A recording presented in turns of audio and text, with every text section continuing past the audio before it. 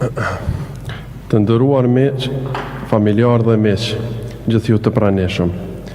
Falënderit nga zemra për ngushëllimet, për fjalët prekëse. Në emër të familjes Thaqe, në emër të babit, ju falenderoj për kujdesin dhe mbështetjen. Ju jemi mirënjohës të gjithëve. Gjyshi asnjëherë nuk është dorëzuar përballë sëmundjeve. Shpresa për të ritakuar babin dhe bashkëluftëtarit e tij në Hagë ishte më e madhe se sa dhimbja e sëmundjeve. Besimi në pafajësinë e tyre ishte më i hekur se sa këtë akuza e padrejtë. Në muajt e fundit, çdo orë, çdo minutë, priste që babi t'ia hapte derën në spital. Nuk u dorëzua dhe u rikthy në jetë disa herë. 3 orë bashkëbisedim atë ditë ju bën 3 orët më të rëndësishme të jetës së tij. Një bisedë babë e birë. Që të dy e kërkonin lirinë, çlirimin. Dhe vdekjen e shpejtë të gjyshit e pash në fytyrën e babit kur doli nga spitali. Gjyshi i mbijetoi të gjithë vuajtjeve, dhimbjeve në për të cilat kaluam si popull. Por këto 4 vite nuk i mbijetoi vuajtjeve dhe dhimbjes nga padrejtësia.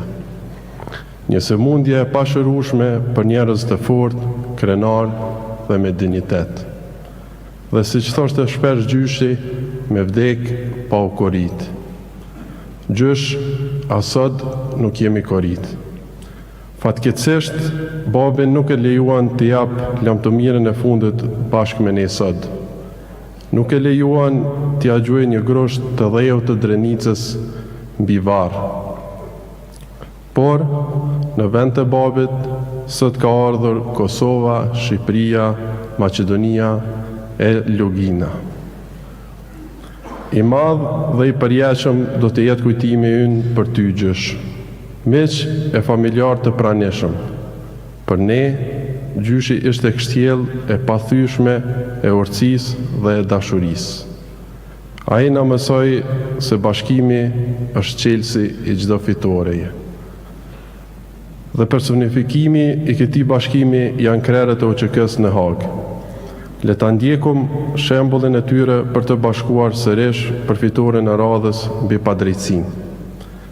Ju falenderoj të gjithëve që keni mbështetur familjen tonë, familjen Axhit Kadri, të Bacit Jakub, të Axhit Regj dhe familjet të gjithë atyre që po mbahen në Hagë.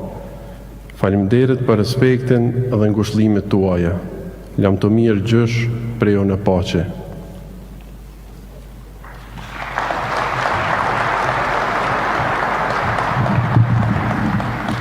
Faleminderit Endrit Hashim Thaçi.